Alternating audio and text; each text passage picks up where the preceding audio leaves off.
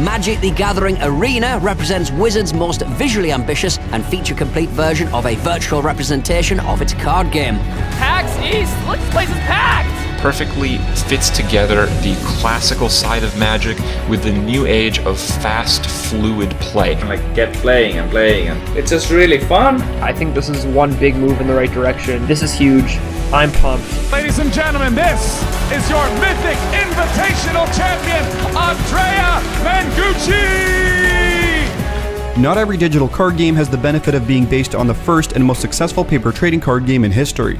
On its release in late 2018, Magic the Gathering Arena came out swinging, and it's no small thanks to the 21 years of groundwork set by its predecessors. Many consider this the definitive version of digital Magic available to play, and with good reason. But it has been a long and bumpy journey to get here.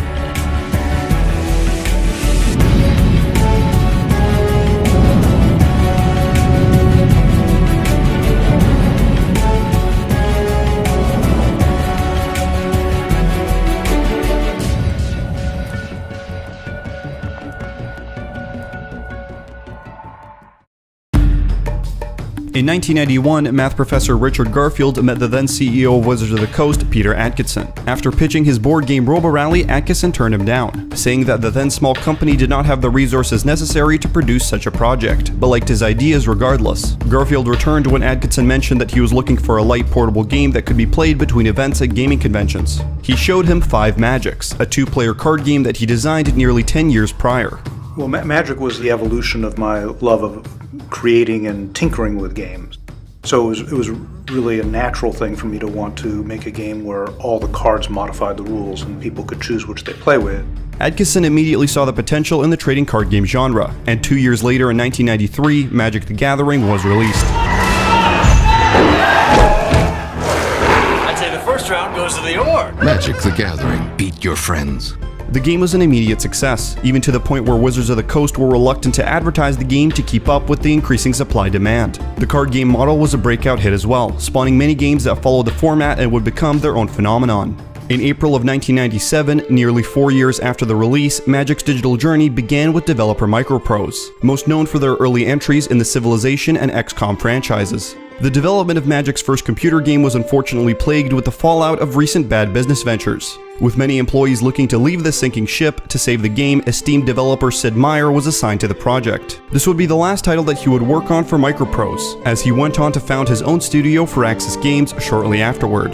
Today, Magic the Gathering, the 1997 game, is more commonly known by the name Shandalar, referring to the plane of Shandalar that the game takes place on. The story is that the plane of Shandalar's sources of mana were guarded by 5 great wizards, one for each color: white, blue, red, green, and black. The Uberfiend and planeswalker Arzakan was sealed away long ago, and has now turned those 5 wizards against the land, and are now working to free him.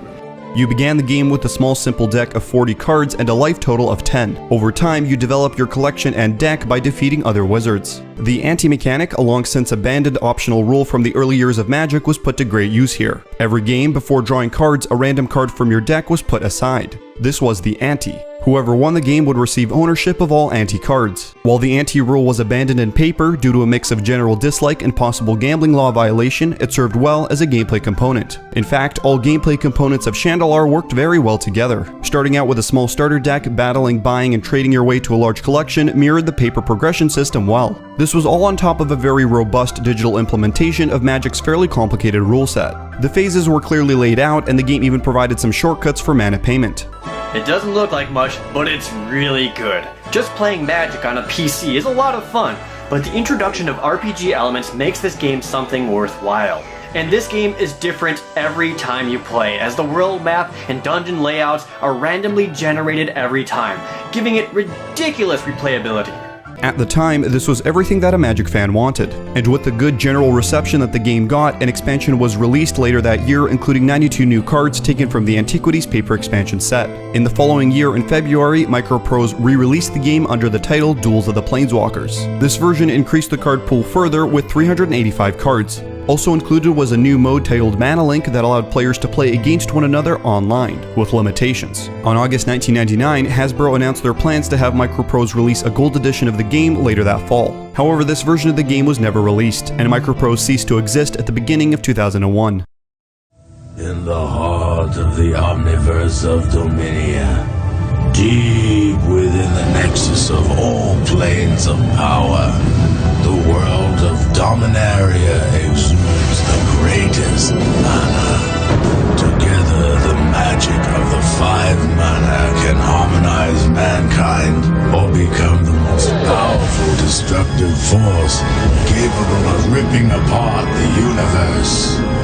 Another title trying to tap into the growing success of Magic, Magic the Gathering Battle Mage, released for the PlayStation at the start of 1997, a month following Chandelar's release. Developed by Acclaim Entertainment, most known for their Turok and early Mortal Kombat games, Battle Mage was a complete departure for Magic's card game formula. Turns was replaced with real time, as the game had you not only play your creatures and spells, but micromanage them afterwards. The extremely sharp learning curve, unaided by the disappointing manual, was compounded by the incredibly unfair enemy AI that executed its commands with pinpoint accuracy. While it was cool to finally see many iconic Magic creatures and spells come to life in a however slightly unflattering top-down perspective, the overall gameplay was a disappointment to both Magic and video game players alike.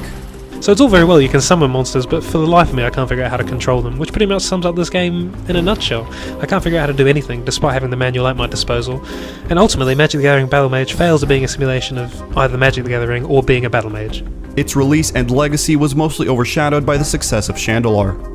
Another forgotten release, an arcade version of Battle Mage, was developed alongside named Magic the Gathering Armageddon. Even though it was a significant upgrade from the home console version with its improved graphics, better interface, and more intuitive controls, this arcade cabinet was never put into full production. Acclaim's arcade division went out of business shortly after finishing the title, and reportedly it is possible that as few as 4 machines in total were ever made. Regardless of how much better it could have been than its brother, today Armageddon remains an incredibly rare collector's item and nothing more.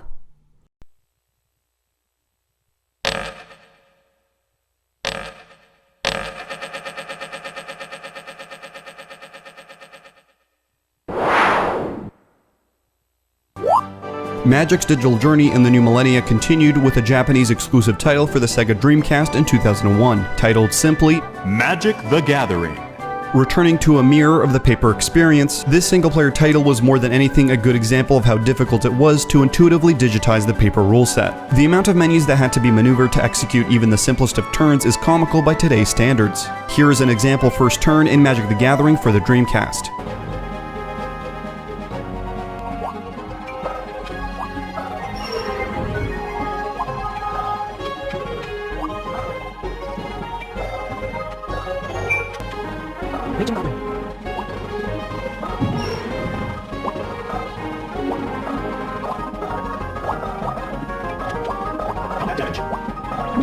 And here is the same turn in Magic the Gathering Arena.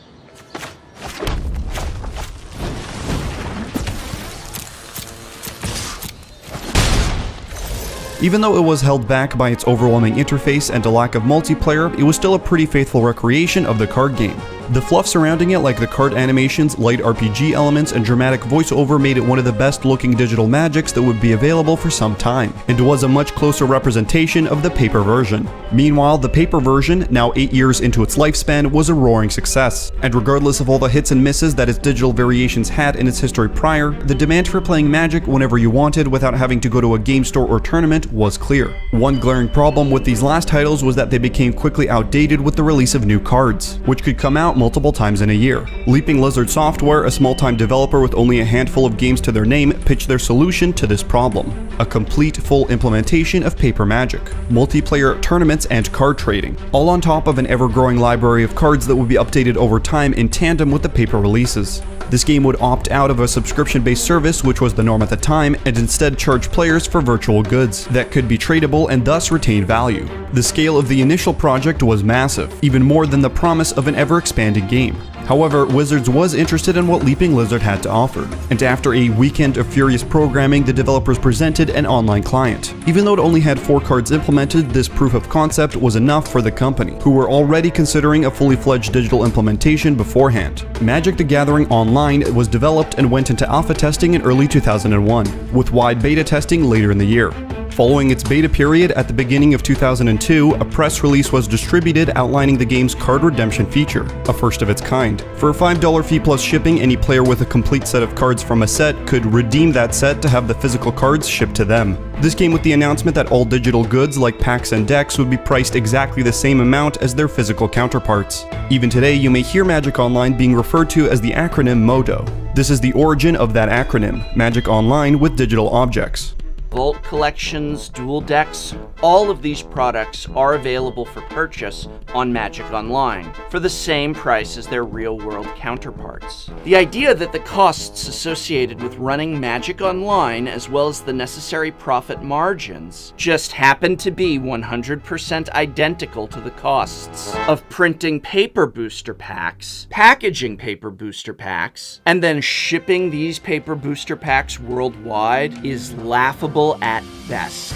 On July of 2002, Magic the Gathering Online launched. With an impressive feature set that rivals even games today, it released with 6 complete card sets totaling over to 1,500 cards, Rochester and booster drafts, standard and block constructed, multiplayer variants, online trading and collection management, chat functions, rating trackers, and game replay options. The game's interface took many inspirations from Chandelar, now 5 years old, both utilizing the top-down perspective and layout of buttons. While the game launched with all cards from 7th edition forward, it was promised that in due time earlier sets would be implemented. While generally popular like any software, it had its share of bugs. The fact that cards could be redeemable for paper versions meant that dupes and glitches that gain a large supply of cards would have to be dealt with quickly, often resulting in a mass cleansing from the developers without warning, and sometimes catching honest players in their crossfire. Furthermore, Magic's extensive library of mechanics and interactions had some outlier rules cases that could crash or even win the game for those executing these glitches, intentionally or not. Even though these issues would be fixed over time, the always expanding card pool caused many more to take their place. Despite these issues, Magic the Gathering Online was shaping up to be the one and only way to play Magic digitally, but Wizards of the Coast were still willing to license out the IP to other developers.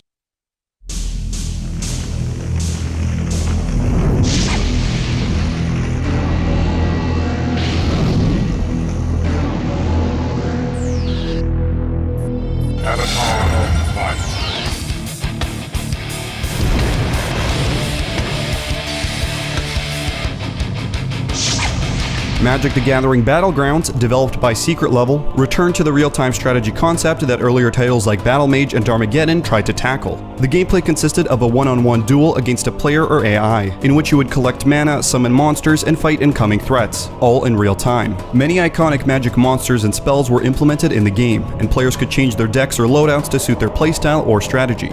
I'll admit, at first I had trouble getting into it. The quest mode is kind of slow going to begin with. But as you unlock more spells and get into some truly brain-twisting and reflex-testing challenges, it's easy to get hooked. Fans of frantic, real-time strategy should check this one out for sure, but just don't expect the depth and methodical pace of the card game. During the same time as Battlegrounds' release, Magic Online V2 was in development. Wizards announced that they are parting ways with Leaping Lizard and moving development of the client in-house, a choice that software developer and popular Magic columnist Rich Stein later said would haunt them. Despite its many bugs and exploits, Magic Online V2 was released in July of 2003. While the launch of this version was on time, it was unfortunately plagued with crashes, bugs, and rules mistakes. In an article titled "Why Haven't We Reverted?", Daniel Myers tries to address the dire situation. Allegedly, because of the way V2 was coded and pushed, a revert to V1 was not possible at the time. 2 months later, in October of 2003, the game would finally return to a release date on the V2 version. Despite its issues and fractured infrastructure, Wizards continued to maintain the client, release sets, and adhere to its card redemption systems, all the way to 2008 when V2 was shut down once more to prepare for the V3 release. V3, built from the ground up, released on April of 2008. Like its predecessor, for the following year, it would too suffer many server and gameplay issues, to the point of its downtime being nearly equal with its uptime. Again, despite its hiccups, Magic Online was still the only way to play Magic at any time that you wanted, and as the paper game became more popular, the online client did as well. Online's brand manager Worth Wolpert was quoted saying that in 2007, Magic Online accounted for 30 to 50% of the total Magic business. More events, formats, and features were continually added to the client, alongside new sets of cards that would come out routinely 2 weeks after their paper release. However, slowly, over time, Magic Online would eventually work backwards to include all cards ever printed in Magic. As things were added, its general interface remained the same from its first release in 2002. As leaps in computing power and graphical fidelity were being made, due to its complexity, Magic Online could never be updated beyond rule, format, and card additions. It was at the point where Magic Online was just as vast and complex as the paper game. Ironically, it needed its own introductory experience to ease players in, that was visually appealing in the same way many games of the time were. In 2009, this prompted Duels of the Planeswalkers, a Wizards of the Coast developed title for the PC, PlayStation 3, and Xbox 360. Returning to the slightly skewed camera angle reminiscent of sitting down at a table, this first entry in what would later become a series was the perfect introduction to the game rules. There was intentionally only mechanically basic cards and decks, and no deck building at all. Only pre-constructed decks that could be slightly altered as you unlocked more options battling through a series of AI opponents. What this game offers in the end is superb gameplay, access to a large community of Magic players, and a great way to teach your friends how to play, all for about $10. What's that, like 2.5 boosters? The only thing I'd like to see hopefully changed in the next update, other than new cards of course, is a full deck editor. If Wizards would just loosen the grip they have with Magic Online, this game could attract an exponentially wider audience. Even though there was nothing there for seasoned veterans of the card game, it wasn't being designed for them, but it did paint a picture of what Magic Online could have looked like if it was developed in a different time. Speaking of games out of time, despite a history of duds, Wizards were still willing to take a chance on non-card-based titles in the franchise.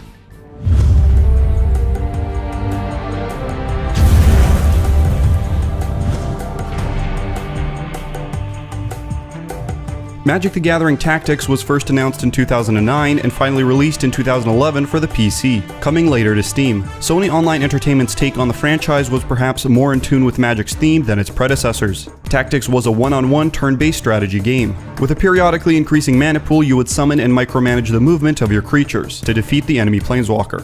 Multiplayer play was available, and similar to the card game, you could buy packs containing units and even trade them between players through an in-game auction house. The near-infinite combinations and permutations of the game's over 300 spells and creatures ensures that no two games will play out the same, and each will test your skill and tactical prowess. The single-player campaign chapters of 5 missions each are fun, but paying $5 a pop seems a little steep, no matter what spell rewards you might earn. Playing against other players is definitely the focus of Magic Tactics. Finding a pickup match is a simple button click away, and SOE is always running a tournament or two filled with guys who spent way more money on their spellbooks than you did. Right now, the game is worth the free download to see if the tactical challenge appeals to you, but you can withhold your hard-earned station cash for the game to mature a bit with a few expansions and patches. Tactics had only niche appeal, and because of that and its slightly harsh monetization model, the game never found an audience. Its servers shut down in March of 2014. Meanwhile, the rest of digital Magic was booming. Duels of the Planeswalkers 2012 released, rehashing and very slightly iterating on its formula with some new cards and visuals. In an executive summary, Worth Willport talked about the record year that 2012 was, revealing additional information about V4 of the Magic Online client, which was now in beta for 2 months. This client ran in parallel to the V3 version for 2 years, before becoming the sole client still used to this day.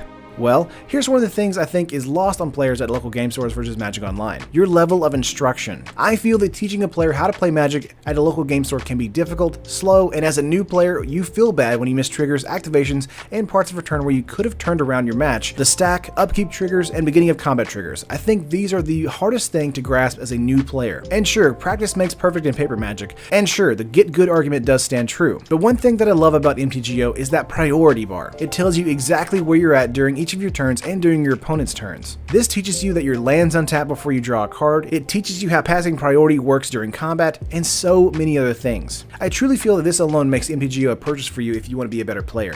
I am not going to grade Magic Online. Rather, I would like to present you with an equation that I hope catches on. Paper Magic is greater than Magic Online. Always. But Magic Online is greater than no Magic. Always. If you do not have a local game store near you, nor friends who play Magic, then Magic Online is likely worth it to you.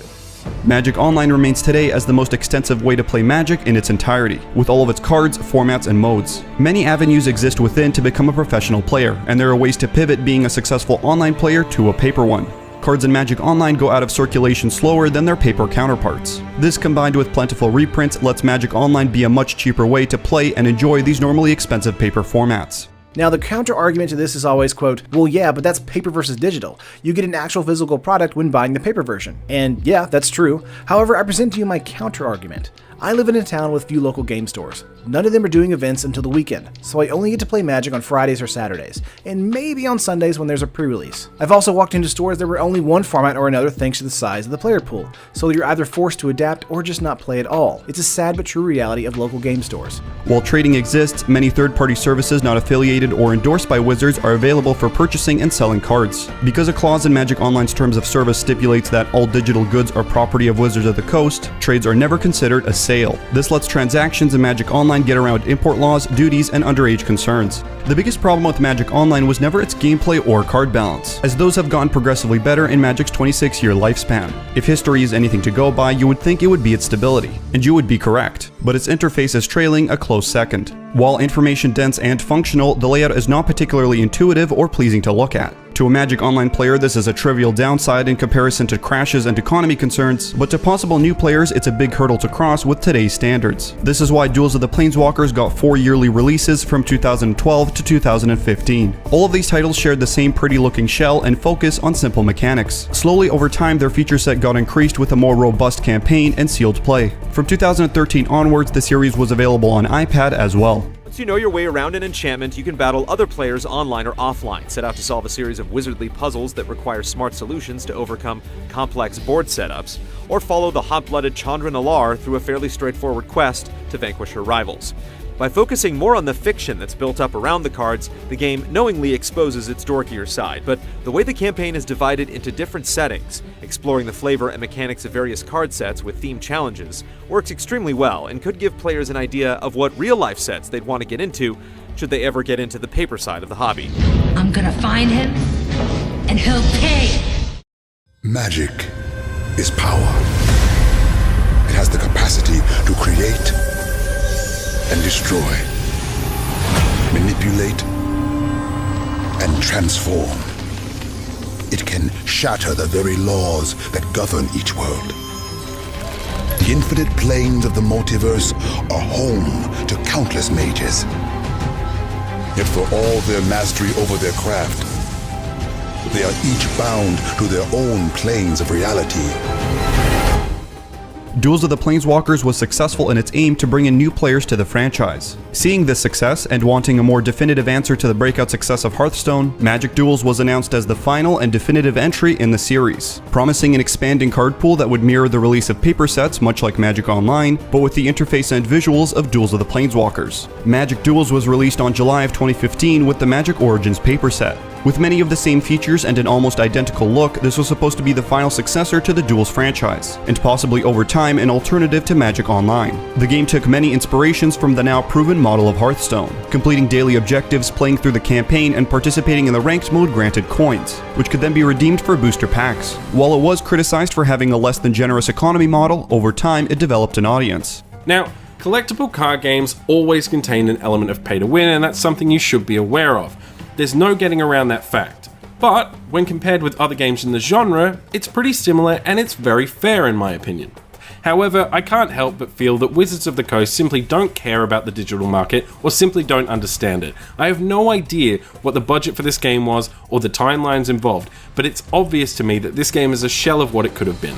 Another title that managed to develop a cult following was a mobile-only game titled Magic the Gathering Puzzle Quest. The Puzzle Quest series combined traditional Match 3 gameplay with strategy and RPG elements, so it was a good fit for the Magic franchise. During the game, you would combine combos of mana orbs to produce the game's resource, which you could then spend on playing spells or creatures that will attack automatically at the end of turn. The fast-paced and deep gameplay combined with a surprisingly fair monetization model made this game very popular with the demographic that it was targeting. It has a small but dedicated community and is maintained to this day. Unfortunately, the same could not be said for the Duels franchise. Being maintained for 2 years after its release and a day before the rollout of its 8th set, Amonkhet, without any prior warning, Wizards would announce that the next set would be the game's last. In an article, Jeffrey Stiefel outlined the company's plans moving forward with something called the Magic Digital Next Initiative, an umbrella term for the company's shift in how they approach Magic the Gathering video games. This initiative was started by newly appointed CEO Chris Cox, who was brought on the previous year from his position at Microsoft. Understandably, the Duel's player base was distraught to hear this news. I'd like to not be salty about this, but seriously guys,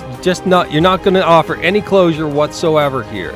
So that means we just got left with half a set. What the hell? Like, they just dropped this out of nowhere, no warning. Magic Duels is no longer going to be updated at all. No more patches, no more nothing.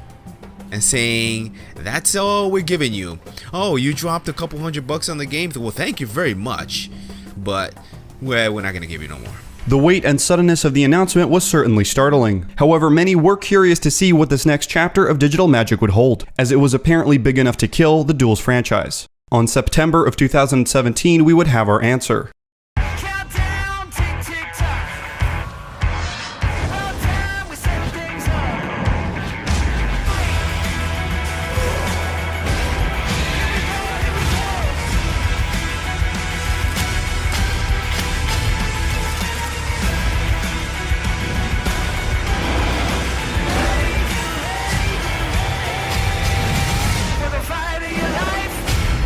Magic the Gathering Arena was announced. Developed completely in-house, this was advertised as the definitive modern way to digitally play the now 24-year-old game. A closed beta lasted a month, before a large-scale one would last a year until September 27, 2018, when an open beta started. The game is expected to have its full launch sometime in 2019. Magic the Gathering Arena's biggest strength is learning from the mistakes and successes of its predecessors. Built from the ground up to handle an ever-expanding card pool like Magic Online, but with the visual clarity and finesse of the Duel series. Many quality of life improvements were done better here than they were ever before. The automatic passing through of phases, quick spell resolving, and automatic mana tapping made each game as fluid and quick as it can be on the tabletop version. Visually, it was also a step up. The slightly drab color scheme that both Online and Duel shared was replaced with sharper and brighter colors. The cards, now cut in half on the board, much like Chandelar, fit bigger board states better, both saving space and being easier to read. While no trading is available, which is arguably a core part of Magic, it has a system that is more in line with current trends, and after some updates has been generally well received.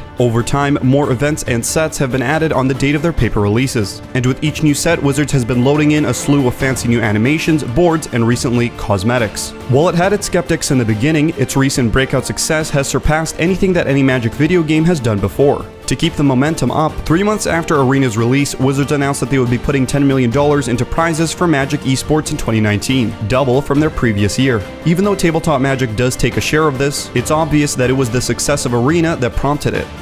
There's a lot of little things that have been improved. Playing now versus a month ago, I noticed that the game state, it doesn't feel like the old Magic the Gathering online games where there's a lot of they're kind of a bit clunky sometimes when you have a lot of triggers, and you have specifically a lot of triggers on your opponent's turn that your opponent is interacting with. So much of that is made so smooth in Magic the Gathering Arena that I actually feel we might have the first huge Magic the Gathering game. I think this is a game that most people can really dig into and love because it just has that fluidity. It's so much more fluid. A lot of that clunkiness is gone. I've never played such a smooth Magic the Gathering game, and again, I imagine they're going to continually improve things. From constant updates to aggressive marketing to 10 million up for grabs, it's clear to see that Wizards is all in on Arena. Even though it might have come in late in the game, it seems that after 21 years of ups and downs, Digital Magic is finally done right.